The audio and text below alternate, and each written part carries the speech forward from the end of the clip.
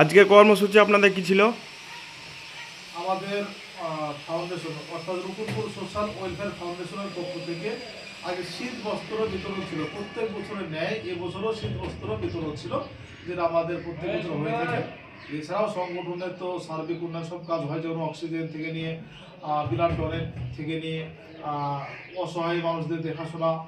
অনেক এতিম ছেলে আমাদের ব্লকের মধ্যে তথা অঞ্চলের মধ্যে তত আছে, তাদের পড়াশোনা, কেউ স্কুলে পড়ে, কেউ মিশনে পড়ে, কেউ মাদ্রাসায় পড়ে।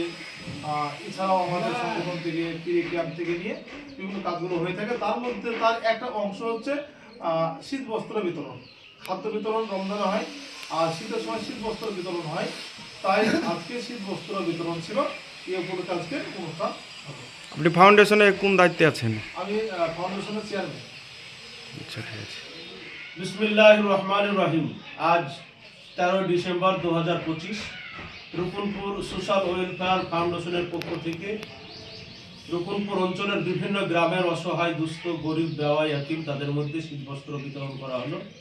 আমার ডান দিকে আছে এই ফাউন্ডেশনের সভাপতি মুফতি জাহিদুল ইসলাম, বাম দিকে ফাউন্ডেশনের সম্পাদক হাফেজ উবাইদুর রহমান সহ এই ফাউন্ডেশনের সদস্যবৃন্দ।